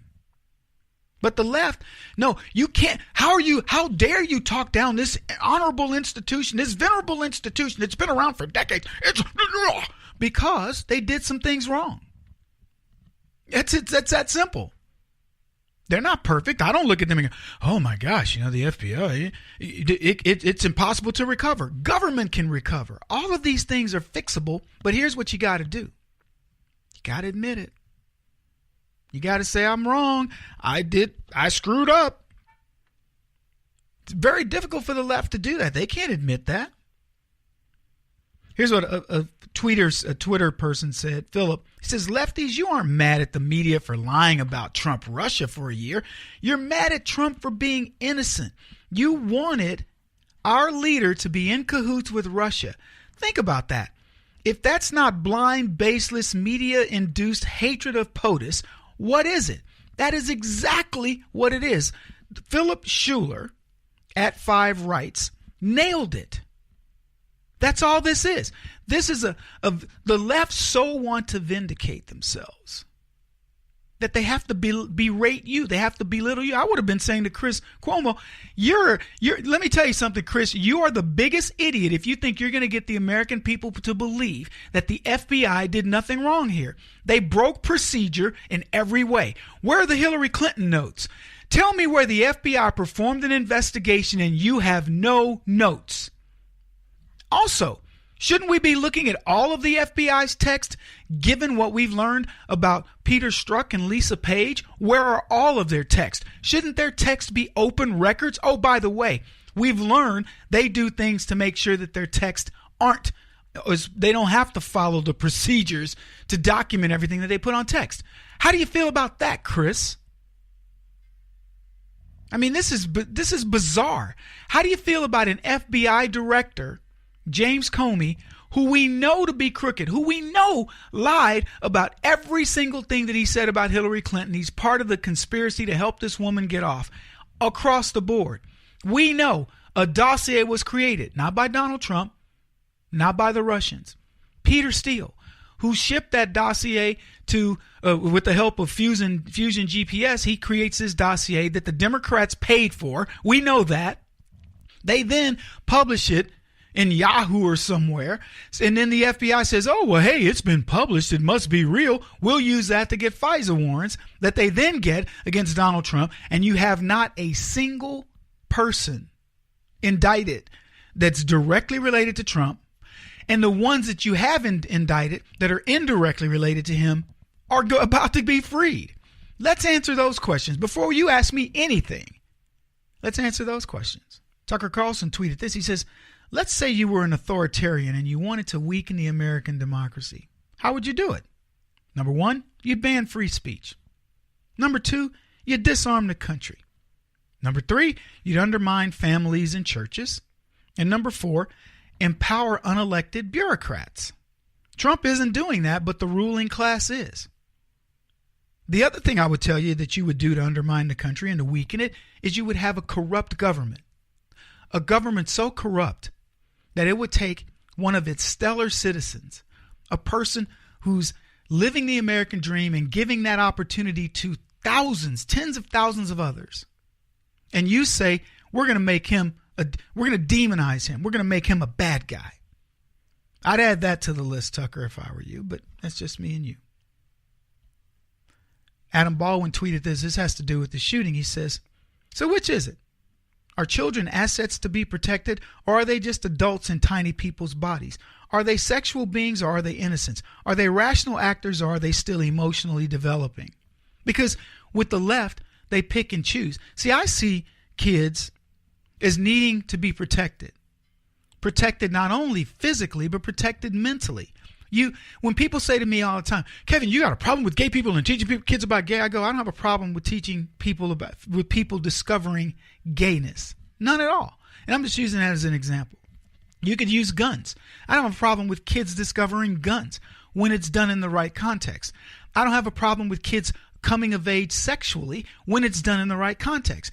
But what I have a problem with is when you try to force it on them knowing that they're not developmentally ready. We know a lot about development. And I'll tell you this, 7-year-olds shouldn't be dealing with sexuality. If they have curiosities and questions, it will evolve and it will come out. And I'm not going to tell you I know the age, because I'm sure it's different with each child. But you as a parent should be the one that says, I'm going to have a question, a Q&A around sexuality, or I'm going to have a Q&A around being a mate, like in understanding your sexuality. I'm going to have a Q&A around guns. You should be the one, not the school. Oh, guns are bad. Says who? In whose mentality? Rural kids are raised where guns are good. We've used guns most of our lives. We learned gun culture. I learned gun culture at the age of 8 years old. That's when my grandfather took me outside. I'd never shot a gun in my life. We were down at the lodge, and he says that we see there's a raccoon trapped in a tree, and he says, okay, take a shot. So my brother aimed, and pew, I mean, this thing's like 15, 20 feet away up in a tree, looking dead at us. Pew, my brother misses. My grandfather says, Kevin, your turn. I took the rifle. Pew, I hit the thing right between the eyes. And he took it out of the trap, sold the hide, made $25, $30 or whatever, and said, man, you can shoot. And my brother was just kind of like, well, I guess I can't. And we walked away. That was my first ever shooting of a weapon. And then from that moment on, I had a firearm with me practically within a year. I carried a firearm everywhere. But you may not do that in the city for obvious reasons. But it doesn't mean you shouldn't learn about gun culture at some point. But the left make it evil. It is not evil. In as much as in the city, you may have to learn about sexuality at the age of 10 versus in the country, you may learn at the age of 13. I'm not mad either way. It's okay. But we the left wants you to just one size fits all, and it's their way or the highway, and I think it's ridiculous. Anyway, there is no defending the FBI. These people were warned about this kid, and they did what they did. They did nothing. They responded by doing nothing. Then fast forward to not fast forward, but go back to where we were talking about Donald Trump and his issues, and the FBI was crooked there. Why would you defend that? Just say what it is so we can heal from it. Anyway, glad you guys are with me. We have a ton that I wanted to cover, but I guess we'll have to get to it tomorrow. He won't stop until he's the top-rated radio talk show host in America. What kind of weird competitive freak are you? This is the Kevin Jackson Radio Show.